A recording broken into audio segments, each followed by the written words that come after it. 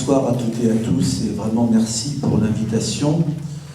D'habitude, quand je vais parler du sionisme, je commence par parler de la situation en Palestine-Israël avant d'expliquer, de donner un point de vue juif contre le sionisme.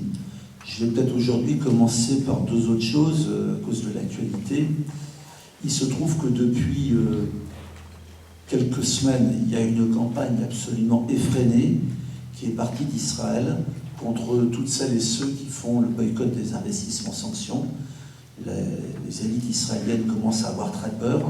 Et donc en France, on a leurs relais qui manifestent, qui vont évidemment dire que le boycott des investissements sanctions est antisémite et que tous ceux qui critiquent Israël sont antisémites.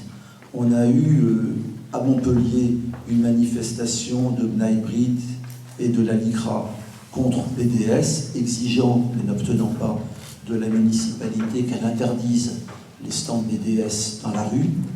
On a eu un média d'extrême droite, JSS News, qui est animé par un milliardaire franco-israélien vivant à Jérusalem, demandant que par covoiturage et par car et par train arrivent des manifestants à Toulouse pour empêcher la conférence que j'ai faite il y a 2 jours. Cette conférence a eu 300 participants et il y avait une vingtaine de sionistes qui criaient et qui très rapidement sont partis en étalé.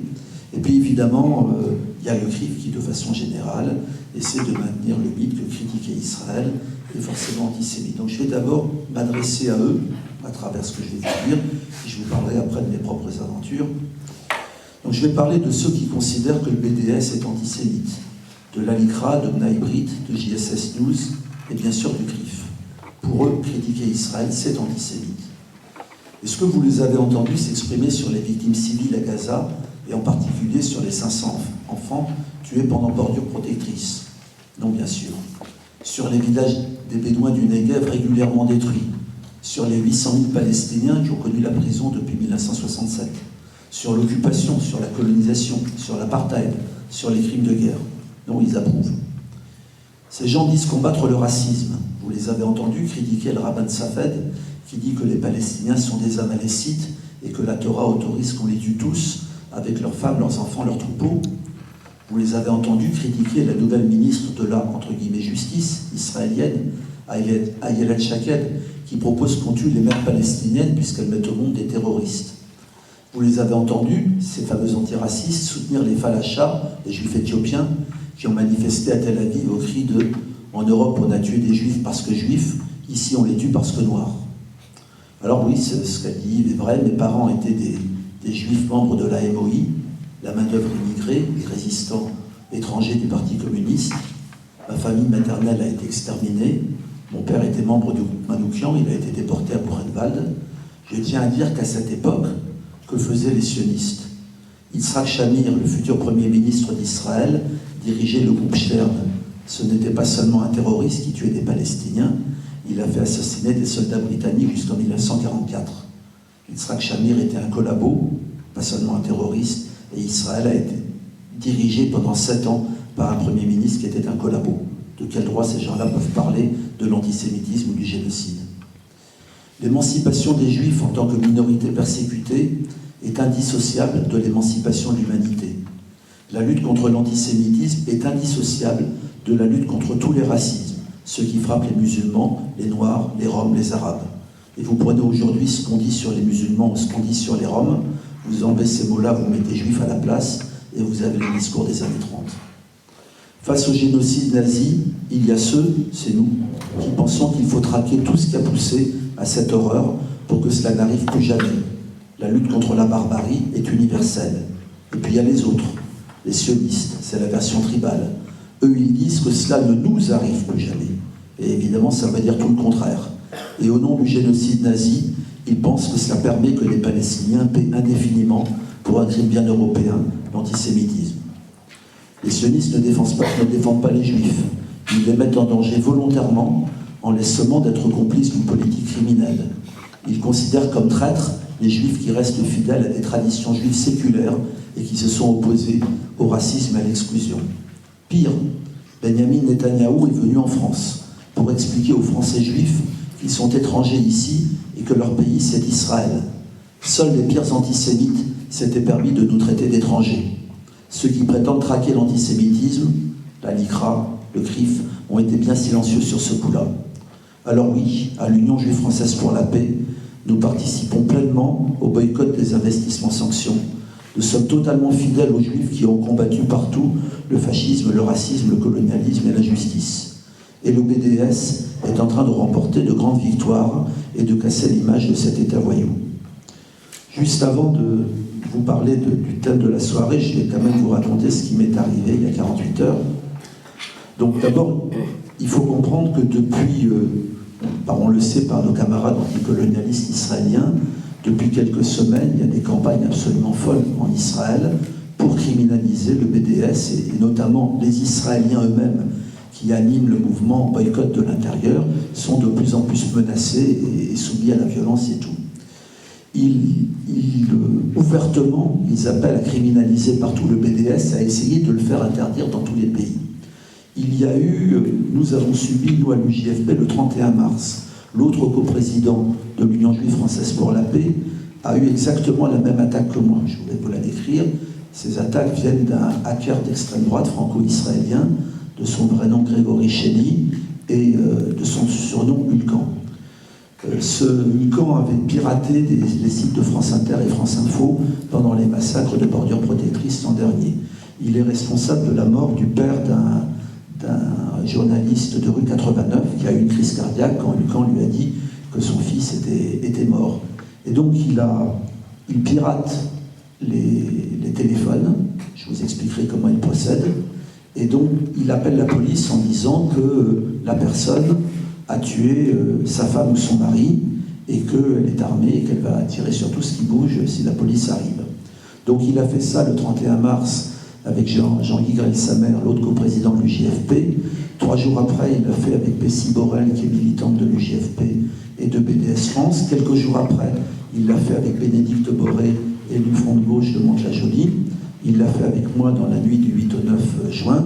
Et le lendemain, il l'a fait avec comment il s'appelle Lefort déjà, son prénom Jean-Claude Lefort, ancien député communiste et ancien président de la FPS. Alors ce qui paraît complètement fou, et complètement fou, c'est comment le même truc peut fonctionner 5 fois. Alors là, il y a évidemment des complicités énormes à l'intérieur de l'appareil d'État et de la police française. Moi, qu'est-ce qui m'est arrivé à 11h du soir, coup de téléphone sur un téléphone que je n'utilise jamais, qui est mon fixe. Je me doute que, vu toutes les menaces qu'on a eues, on a eu des menaces de la LDJ, la Ligue de défense juive, d'empêcher le meeting de l'immonde Istanbul. Je me dis que c'est pour m'empêcher de dormir, donc je décroche effectivement. Dès que je décroche, ça raccroche, et pour avoir la paix, je laisse mon téléphone décroché. Je l'aurais raccroché, ça n'aurait rien changé, uniquement par le fait que j'ai décroché, mon numéro était piraté. Donc Hulkan a téléphoné à la police en disant que je suis Pierre Stamboul, je vais tuer ma femme et je vais tirer sur tout ce qui bouge. Vers 4h moins le quart, donc j'habite une espèce de copropriété, enfin il y a le propriétaire qui est au-dessus, et puis il y a il y a 5 appartements qui sont loués. Là, donc le raid arrive, il bousille porte d'entrée, il rentre chez une voisine, il la menace avec le revolver planté sur elle et tout, et il commence à défoncer les portes, et puis il dit, j'entends qu'il cherche Pierre Stamboul, donc je sors en slip, et immédiatement il me tombe à 10 dessus, donc je suis battu, insulté, immobilisé, donc les bandages que j'ai, c'est les résultats de ça, menotté avec des menottes très douloureuses. Et puis en 5 minutes, ils savent que c'est une idiotie, puisque la femme que je suis censé avoir tuée est à côté, mais il l'empêche quand même de venir me voir. Et donc je me dis, là, comme je hurle pour qu'elle vienne, elle ne peut pas m'entendre, elle est isolée et tout. Je vais rester menotté avec des menottes très douloureuses un quart d'heure, puis menotté classiquement devant chez moi pendant 3 quarts d'heure. Donc la comédie doit s'arrêter, puisqu'évidemment tout est clair. Pas du tout. La police nationale arrive et prend le relais, le raid s'en va. Ils ont tout cassé, mais ils ne réparent rien. Je suis envoyé au commissariat du 8e arrondissement. Je me dis, j'arrive, je vais témoigner et je vais te libérer avec des excuses. Mais pas du tout. Je suis mis en garde à vue. et je suis mis dans une cellule tout seul, complètement isolé et tout, sans pouvoir communiquer avec personne. Donc heureusement, Sarah était restée dans le commissariat. Elle, à 5 h du matin, elle a témoigné. Donc ils savent déjà tout, que c'est une idiotie. En un clic d'ordinateur, ils peuvent vérifier tout. Moi, je serai libéré, je témoignerai à 8 h et je serai libéré à 11 h 30. J'ai donc 7 heures de garde à vue, alors que je suis la victime. Et le préfet prétend s'être excusé, c'est moi qui ai le téléphone de l'UJFP.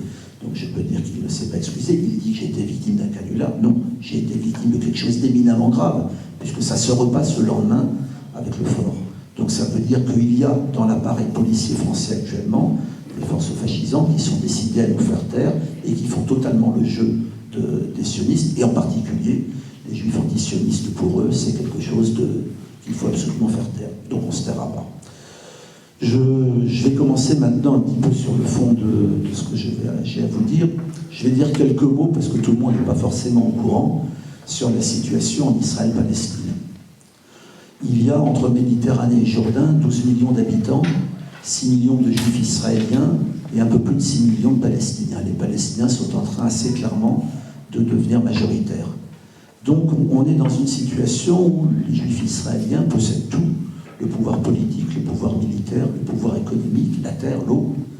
Et donc on est dans une situation que le tribunal Russell sur la Palestine, qui est un tribunal de conscience, a dit, selon tous les critères internationaux de ce qu'est l'apartheid, l'État d'Israël est coupable du crime d'apartheid. Et face à l'apartheid, ce qui est préconisé par la loi internationale, c'est le boycott, c'est les sanctions. Donc quelque part, le tribunal Russell justifie totalement ce que nous faisons aujourd'hui, le BDS, contre cet État voyou, et qui est aujourd'hui la seule façon de les arrêter.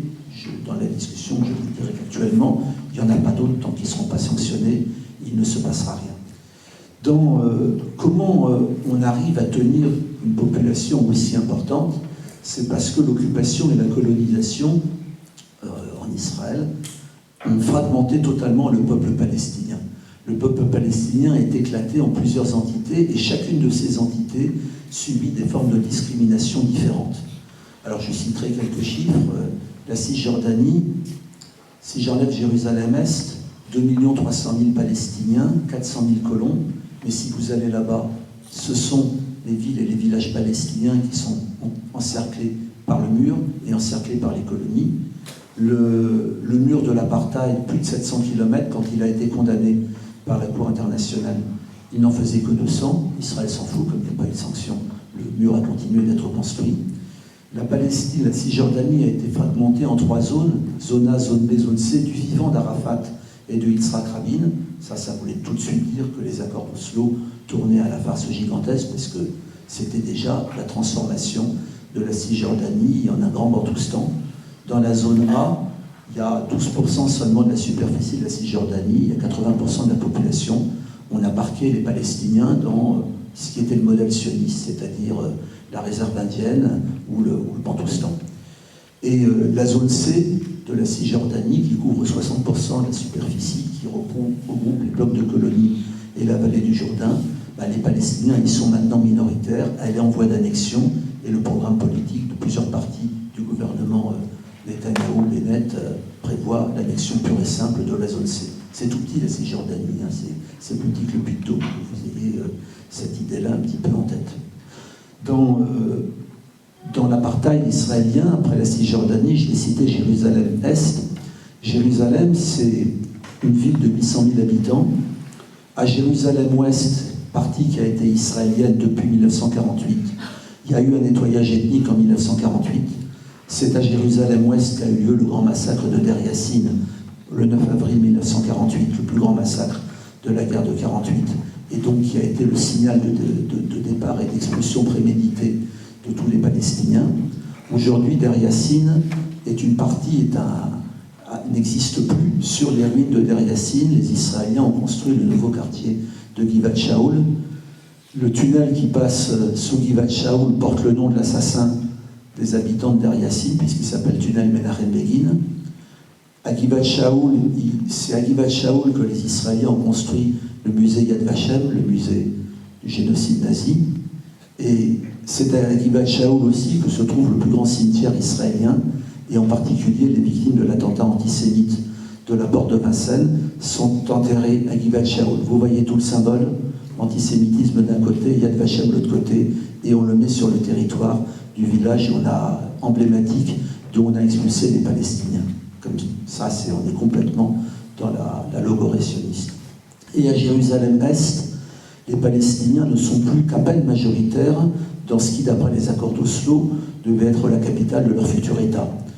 On a construit à Jérusalem-Est des dizaines de nouveaux quartiers qui ont des jolis noms bibliques, Atarot, Ramot, Pisgat Ze'ev, Aroma, Ma'ale Adumim.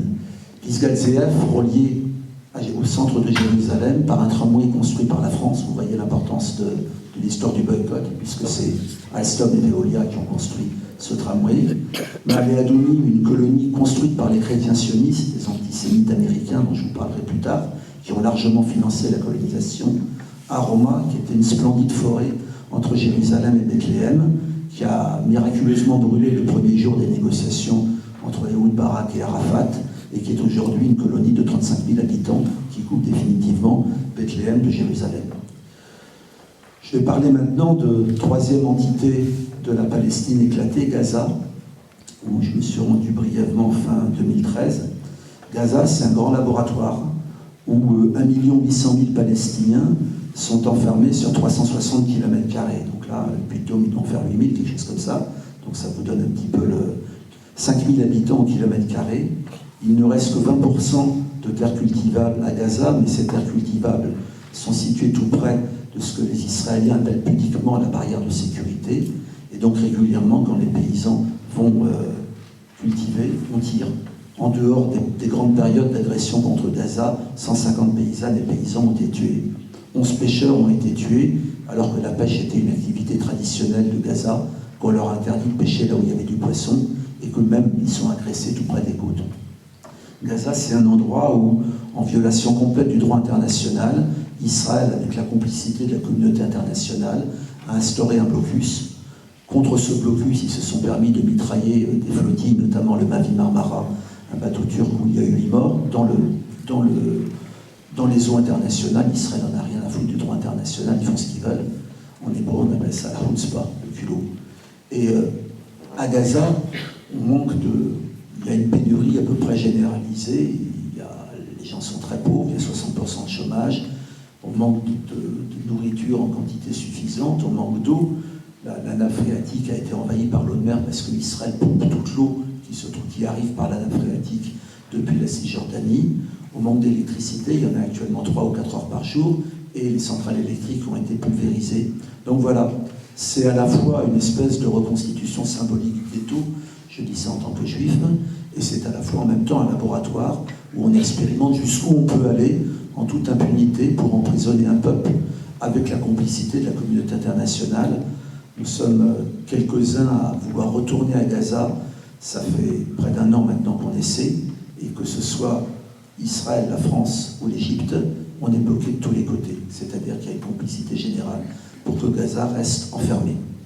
Et puis ne jamais oublier, pour la Palestine occupée, les Palestiniens d'Israël, qui sont des miraculés. Ils devaient être expulsés avec toute la population palestinienne en 1948. C'était le plan d'Alet, la lettre D en hébreu. Ceux qui ont pu rester sont un peu des miraculés, mais aujourd'hui, alors qu'ils forment 20 à 23% de la population israélienne, ils sont ouvertement discriminés à la terre, ils n'ont que 3% de la terre. Quand on fête le 30 mars, la journée de la terre, on fête une révolte de paysans palestiniens d'Israël contre le vol de leurs terres. Ils ont vécu sous couvre-feu pendant 15 ans après 1948, et ce sont des sous-citoyens. Le droit au logement leur est relativement nié. Ils sont parqués dans un certain nombre de villes ou de villages, ils ne peuvent pas en sortir.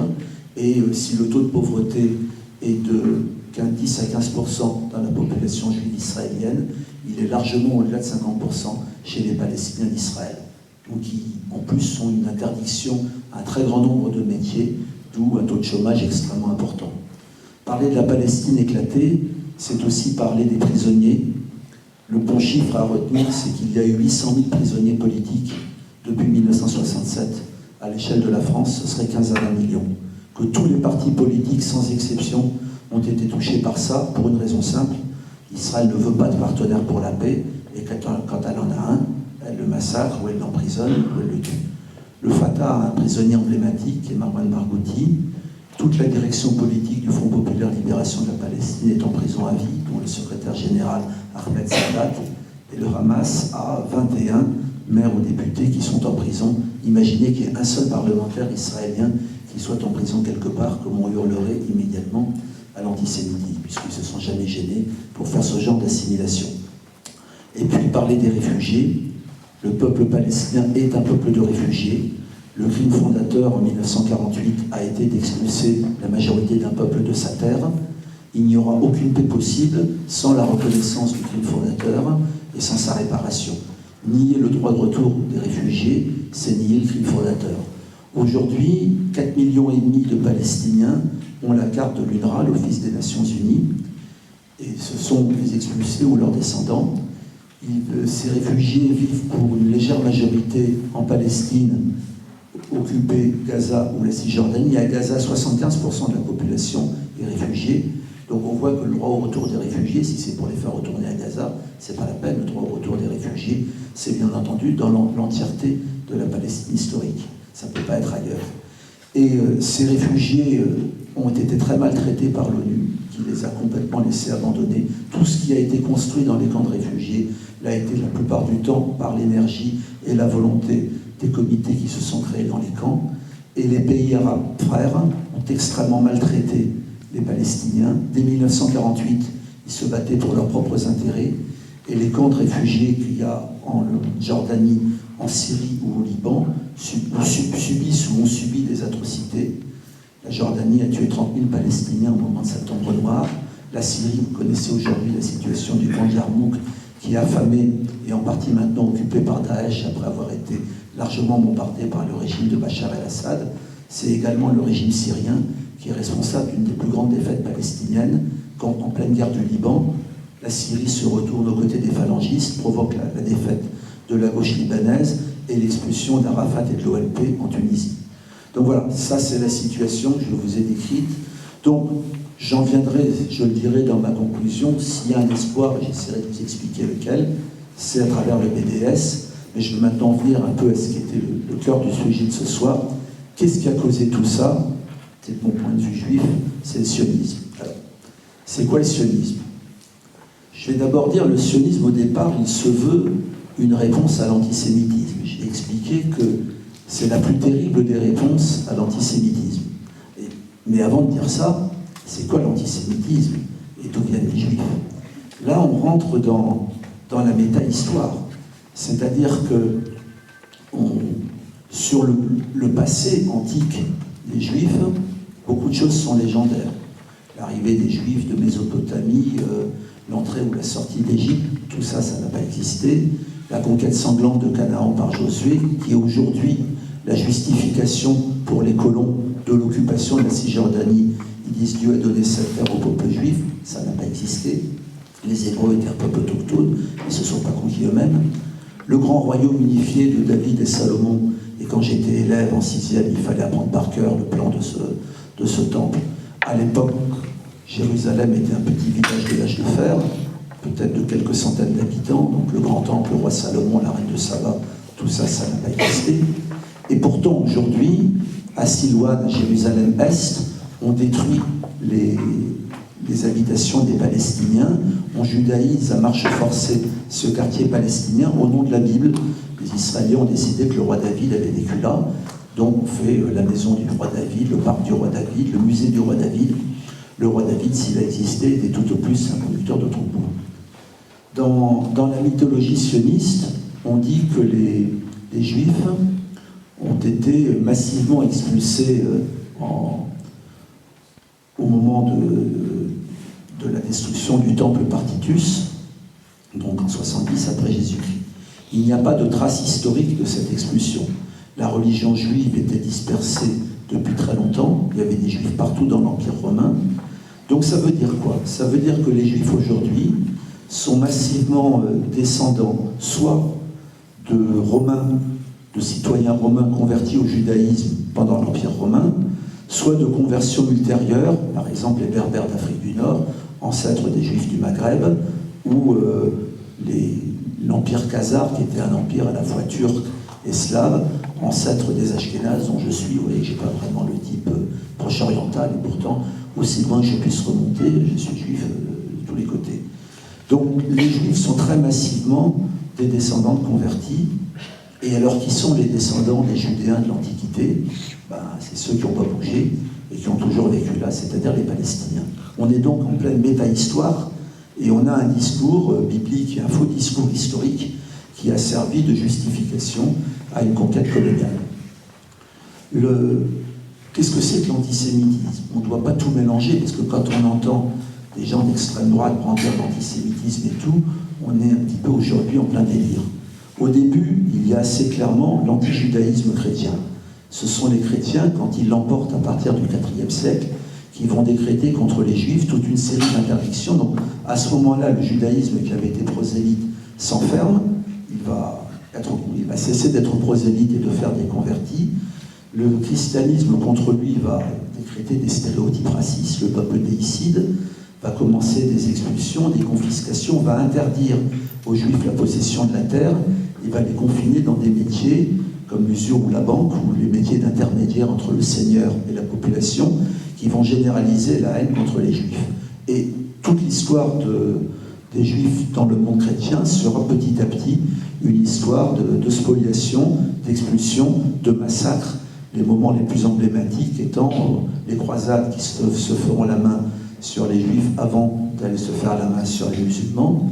Ce sera l'Espagne, où 10% de la population était juive, et où non seulement on va les expulser, mais on va après rechercher la limpieza des sangre et la pureté du sang pour expulser leurs descendants, pourtant convertis au christianisme, et puis les pogroms qui vont commencer en Europe de l'Est à partir de la fin du XVIe siècle, XVIIe siècle.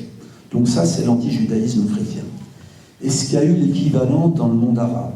Non. Les juifs dans le monde musulman avaient un statut, le statut d'immi, c'était pas la citoyenneté, mais la citoyenneté n'existait nulle part, mais voilà, la communauté s'auto-organisait et était en relation avec le seigneur du coin. Ça n'a pas toujours été la joie, il y a eu des moments durs, mais il n'y a jamais eu l'équivalent des pogroms, des expulsions dans le monde arabe avant le sionisme que ce qu'il y a eu dans le monde chrétien. Plus en 1492, quand les juifs sont expulsés d'Espagne, la majorité d'entre eux se réfugient en pays musulmans, Maghreb ou Empire ottoman. Ceux qui arrivent dans l'Empire ottoman vont principalement aller à Salonique, à Smyrne, à Sarajevo. Ils ne vont pas à Jérusalem, qui pourtant est ottoman. Pourquoi? Qui est ottoman à partir de 1510. Parce que dans la religion juive est une religion de l'exil. Et donc c'est une religion où retourner sur cette terre avant l'arrivée du Messie, c'était interdit. Donc il faut comprendre que les sionistes ne vont pas seulement profaner toute une histoire juive dont je vais vous parler, ils profanent aussi la religion. La religion interdisait l'usage de la langue hébraïque avant.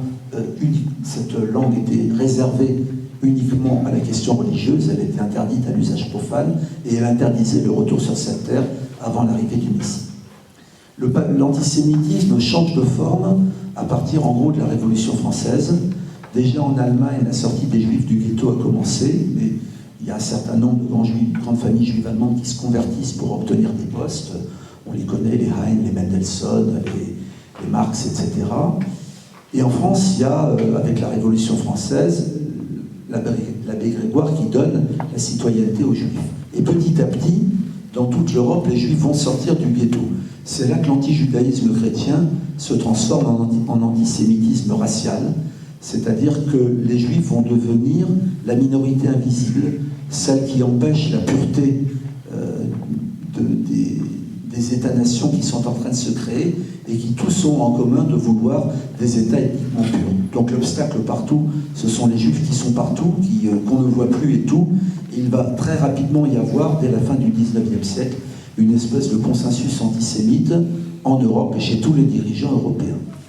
Et c'est donc à ce moment-là qu'apparaît le sionisme. Et là encore, il faut comprendre quelle est la situation des Juifs en Europe, parce que c'est là que le sionisme est apparu. D'abord, les Juifs du monde entier vivent pour les 2/3 dans un seul pays. Ce pays, c'est pas la Palestine, c'est l'Empire russe. Dans l'Empire russe, en 1880, il y a 6 millions de Juifs, dont 5,5 millions dans la zone de résidence, entre Baltique et Mer Noire, où ils représentent 10% de la population. Ces juifs sont des prolétaires ou des sous-prolétaires. Ils n'ont pas la terre, ils sont massivement ouvriers ou colporteurs ou artisans, et donc ils vont très massivement abandonner la religion. Donc quand on pose la question, qu'est-ce que c'est qu'un juif athée dans mon genre? C'est quelque chose qui a commencé en Europe dès la fin du 19e siècle, mais ils vont subir très très rapidement un antisémitisme d'État absolument féroce, les juifs étant considérés comme le bouc émissaire qu'on va attaquer pour essayer d'empêcher la révolution. On ne comprend pas la révolution russe et tous les mouvements révolutionnaires qui vont naître à ce moment-là sans voir la question juive et le rôle qu'elle a pu jouer à ce moment. Donc face à des juifs qui massivement vont perdre la religion et adhérer à des partis révolutionnaires, laïcs, progressistes, on les trouvera partout, chez les bolcheviks, les anarchistes, les socialistes révolutionnaires, les sociodémocrates, face à ceux-là qui sont majoritaires, et ça se vérifiera jusqu'à 1940 qu'ils sont majoritaires chez les juifs. Il y aura même un parti révolutionnaire juif, le Bund, qui était un parti révolutionnaire membre de l'Internationale, et dont la théorie était l'émancipation des juifs se fera à travers la révolution mondiale avec l'autonomie culturelle pour les juifs sur place. À penser par rapport aux solutions sur la question des minorités aujourd'hui, ça reste quelque chose d'extrêmement actuel. Il y a ce bloc-là, des juifs progressistes, très important. Il y a le bloc des juifs religieux, donc qui depuis le XVIIIe siècle sont très religieux, sont orthodoxes et harédim, et ceux-là sont antisionistes. Et même quand Théodore Herzl décidera que l'État juif va se construire en Palestine pour avoir le soutien des religieux, il y aura une pétition quasiment unanime de tous les rabbins allemands contre le sionisme comme viol de la religion juive. Et donc les sionistes très minoritaires, ils décrètent au départ un truc terrible.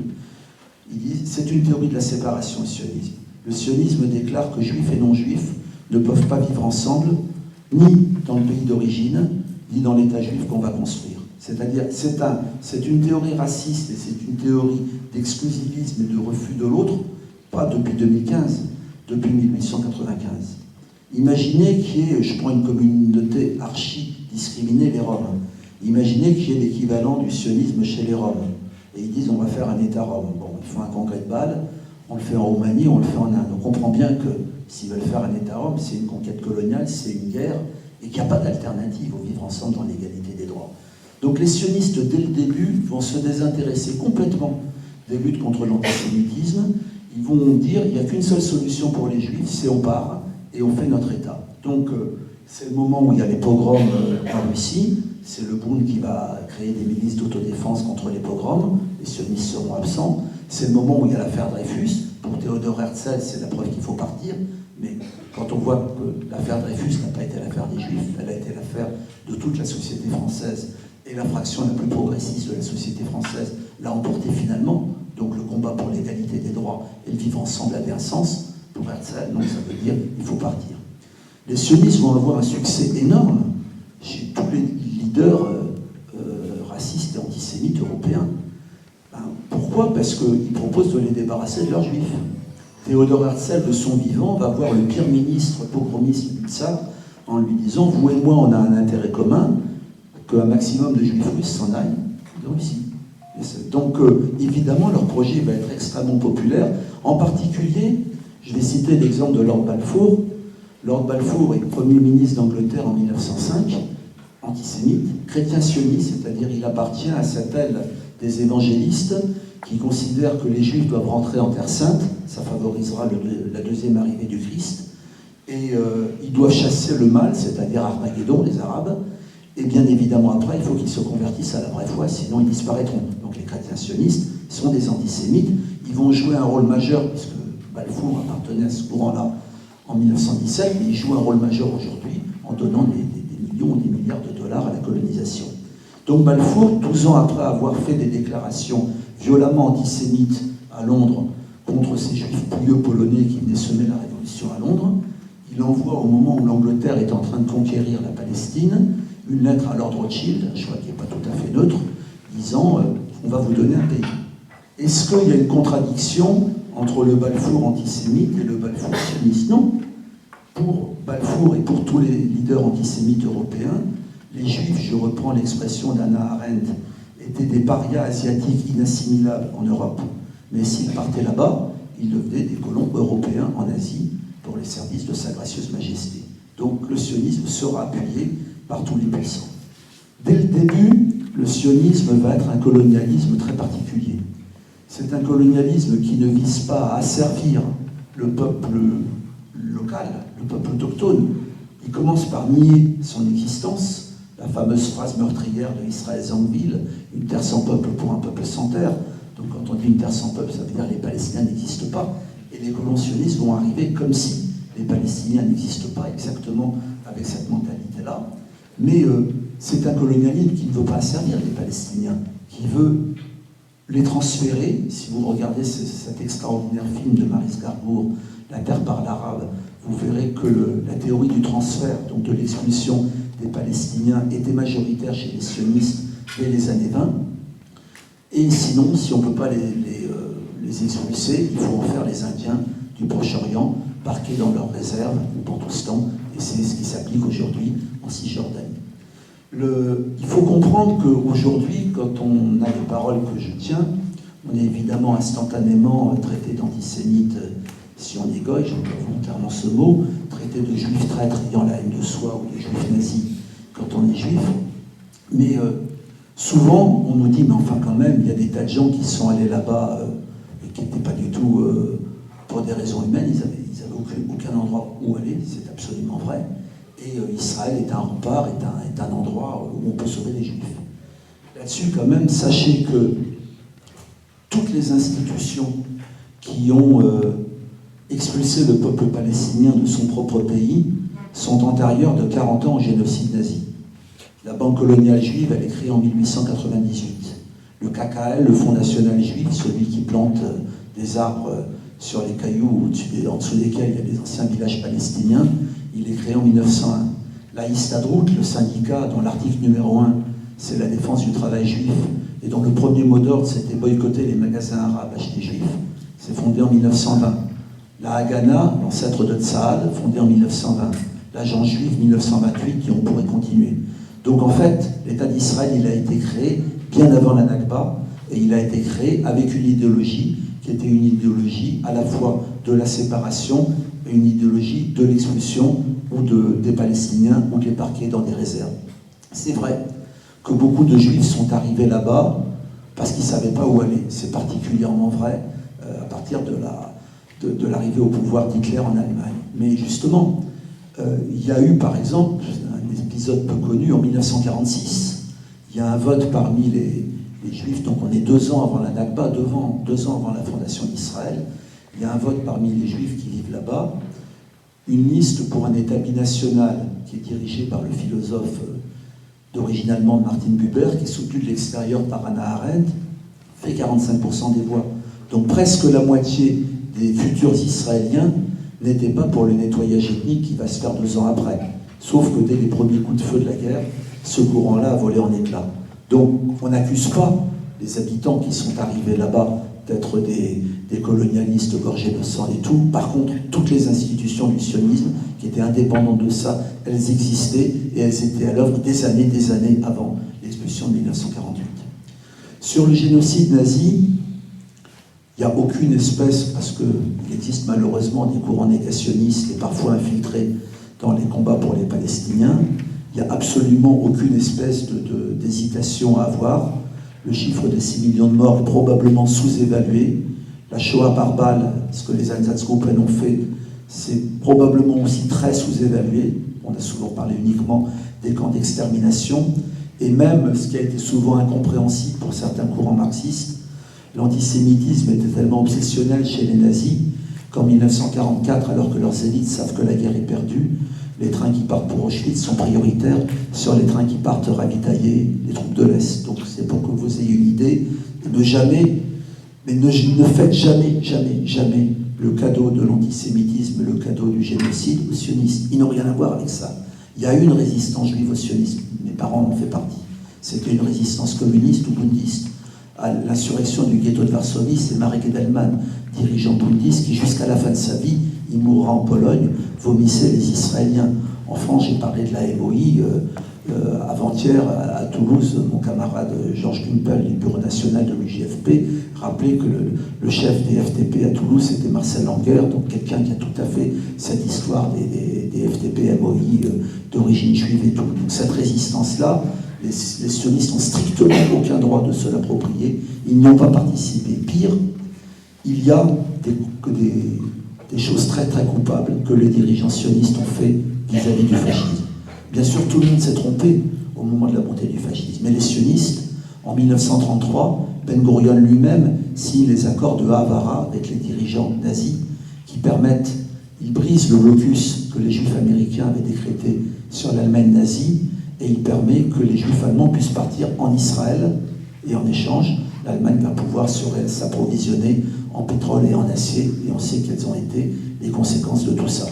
Je vous ai dit qu'Yitzhak Shamir, futur Premier ministre israélien, a été un collabo. Même après la guerre, Israël va en gros interdire les émigrations ailleurs qu'en Israël, et l'Europe et l'Occident vont être complices. Il y a des centaines de milliers de rescapés du génocide qui sortent des camps, qui sortent du Yiddishland où tout a été détruit, qui demandent des visas pour les États-Unis, pour l'Angleterre, pour la France, et on leur dit pas, les Juifs, on a décodé, maintenant vous aurez l'égalité des droits et tout, et on vous accueille. C'est maintenant vous avez un pays, vous partez quand vous voulez. Autrement dit, c'est clair, c'est pas par philosémitisme qu'aujourd'hui tous les dirigeants occidentaux soutiennent à bout de bras le régime fasciste israélien, c'est parce qu'ils se sont débarrassés de l'antisémitisme séculaire sur le dos des Palestiniens qui n'avaient aucune responsabilité dans cette affaire. Alors j'avance un peu. Les sionistes prétendent qu'en 1948, les Arabes sont partis d'eux-mêmes, comme ils disent. On sait maintenant, avec l'ouverture des archives, qu'il y avait un plan délibéré d'expulsion de tous les Palestiniens. L'ONU a une responsabilité majeure dans cette affaire. L'ONU vote en 1947 le partage de la Palestine. Vous imaginez que l'ONU vote le partage de la France? On trouverait ça bizarre quand même. Elle donne, alors que les Juifs forment 40% de la population, elle donne 54% du territoire au futur État juif, mais dans le futur État juif, il n'y a que 10 000 Palestiniens, non, il y a 400 000 Palestiniens, alors que dans le futur État palestinien, il n'y a que 10 000 Juifs.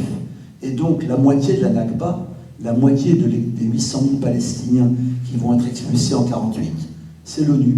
C'est-à-dire que ces Palestiniens seront expulsés avant le déclenchement officiel de la guerre, le 14 mai, je veux dire, 1948. Donc l'ONU porte une responsabilité encore plus grande, parce que quand elle supervise les accords d'armistice et que les Israéliens ont gagné la guerre, les deux premiers, la résolution dit que les réfugiés vont rentrer chez eux. Le premier acte du nouvel État d'Israël, c'est les réfugiés ne rentreront pas, leurs villages sont détruits, leurs terres sont confisquées et données aux nouveaux immigrants. On a donc la communauté internationale qui a approuvé et accompagné un projet raciste, un projet colonial et un projet de remplacement et d'expulsion d'un peuple.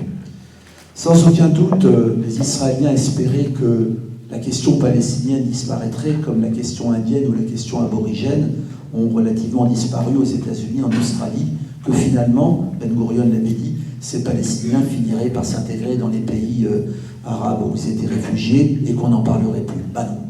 Les Palestiniens réclament justice, ils réclament aujourd'hui leurs droits. Et voilà, je conclurai là-dessus.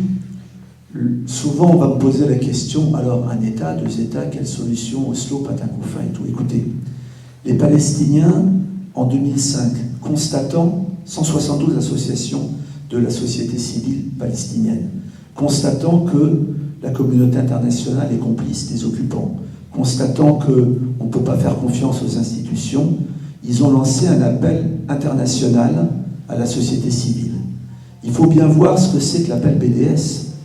L'appel BDS, il a trois revendications. La liberté, ça veut dire fin de l'occupation et de la colonisation, destruction du mur, fin du blocus de Gaza, libération des prisonniers. L'égalité, égalité totale des droits entre Palestiniens d'Israël et Israéliens. Et la justice, droit au retour des réfugiés pour réparer le crime fondateur. Cet appel ne pose pas la question un État, deux États. Il pose la question, le droit c'est ça. Il n'y a aucune raison, strictement aucune raison, de nier ces revendications qui sont complètement évidentes. Nous, l'Union juive française pour la paix, au nom de notre histoire juive, au nom de la mémoire de tous ces juifs qui ont combattu, qui ont pensé que leur émancipation faisait partie de l'émancipation de l'humanité, au nom du fait que nous considérons que le sionisme n'est pas seulement une idéologie criminelle contre les Palestiniens, mais que c'est une idéologie totalement suicidaire pour les Juifs, qu'elle les mène directement à l'abattoir et à la faim. Voilà, nous disons que tous ensemble, quels que soient nos croyants ou non-croyants, quelles que soient nos origines, nos identités supposées, on se bat pour la justice, on se bat pour le vivre ensemble et l'égalité des droits. Donc on se bat pour le PDS et on se bat pour les droits des Palestiniens.